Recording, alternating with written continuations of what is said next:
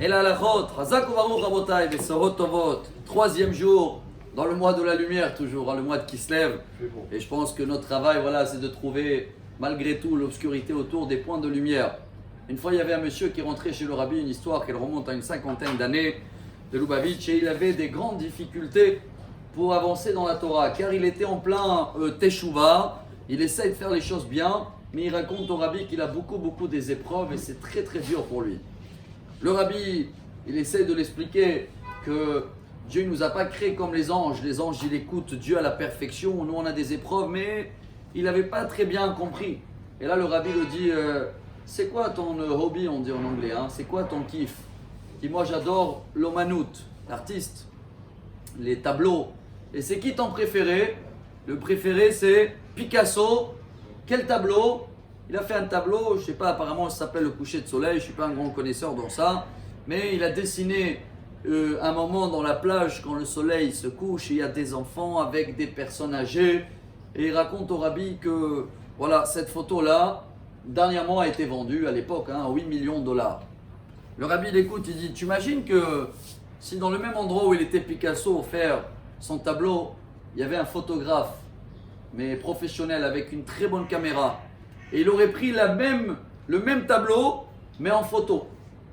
Ça aurait été pas beaucoup plus parfait. La mer, elle aurait été pas avec les couleurs exactes et les enfants et le coucher de soleil. Alors le jeune homme, il dit au rabbi, oui. Et combien vaut une photo comme ça? Il répond 25 cents, rien du tout. Alors le rabbi le demande, il dit, comment ça se fait que un tableau qui est non exact vaut 8 millions de dollars et une photo exacte de la même chose vaut même pas $1. Et là, le rabbi dit, voilà le message pour nous.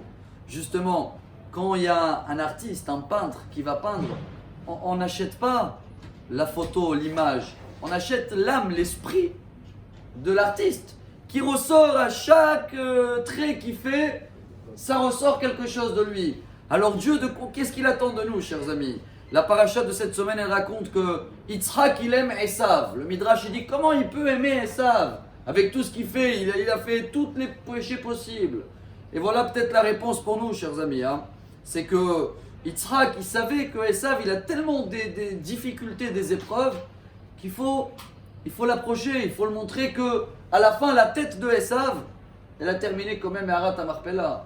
Yitzhak, il voyait le bien, il voyait les efforts qu'il fait. Ça n'a peut-être pas marché pour tout le corps, mais ça a marché pour la tête. On termine avec ce qu'il dit Rabbi Simcha Zissel Broide. C'était le Rosh Yeshiva de Hebron, décédé dans l'année 2000, il y a 20 ans. Et lui, il disait, Yitzhak, il a vu qu'il a quand même le respect des parents.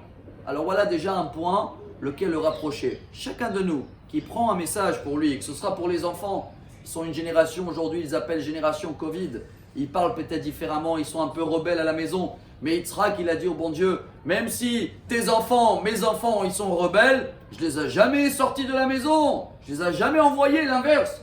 Je les ai rapprochés, et en leur rapprochant et leur montrant tous les points positifs qu'ils ont, si Dieu veut, nos enfants ou nous-mêmes, on va pouvoir créer, grâce à ce petit message, encore un petit morceau de pinceau dans notre tableau royal de la vie. Et j'espère, si Dieu veut, que grâce à ça, il va être évolué, il va être valable beaucoup plus que 8 millions de dollars. Bonne journée, Besorot Tovot, Amar Rabbi Elazar.